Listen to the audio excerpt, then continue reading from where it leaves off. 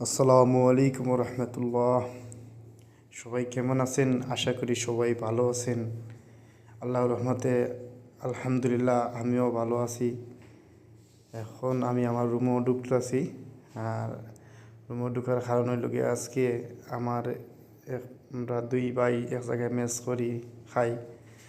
ভাইয়ের বাড়ি হইল গিয়া ভাইও আমার সামনে আছেন। ভাইয়ের বাড়ি হইল গিয়া নরসিংদী শিবপুর। তো ভাইয়ের সাথে আমার দীর্ঘ 1 বছর আমরা আসছিলাম সৌদি আরব। এখন আমরা এই যে একসাথে মেস করে খাইতেছি।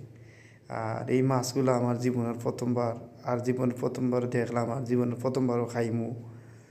আর আপনারা মাছগুলা চিনতে পারবেন না, যদি চিনিয়ে থাকেন কমেন্টও বলবেন মাছটার নাম কি। আমিও মাছটার নাম চিনি না। মাছটা আনলাম, আনিয়ে মাছটা কাটাকুটি করলাম। এখন মাছটা আমরা কাটতেছি, খুব কষ্ট করতেছে ভাইয়ে মাছ কাটার নিয়ে।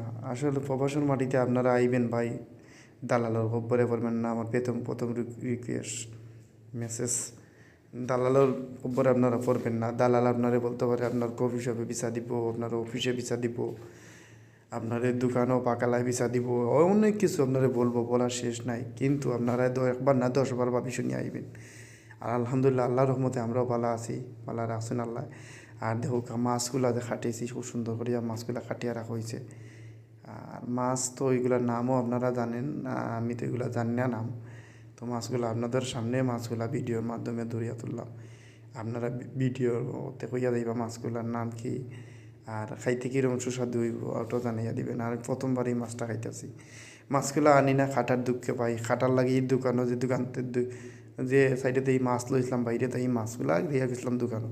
কইলাম ভাই মাছটা কাটিয়া দুঃখা, ভাইয়া উঠিয়া কইন মাছ ভাই কইছেন বড় কথা ভাই, মাছগুলা কাটা ভাই সম্ভব না। কিলা কইলাম ভাই কিলা সম্ভব না ভাই, ভাই আমি তো টেকা দিম ভাই।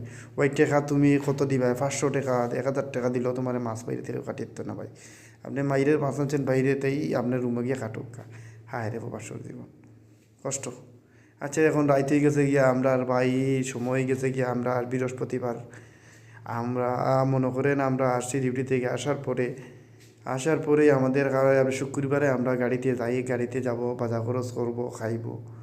এখন হঠাৎ ধরে কোম্পানির গাড়ি শুক্রবারে যাবে না বলছে। আমরা এই চলে গেলাম বৃহস্পতিবার প্রায় সন্ধ্যার দিকে আমরা চলে গেলাম বাজারে, বাজার করে আইসা মাছ নিয়ে আইলাম।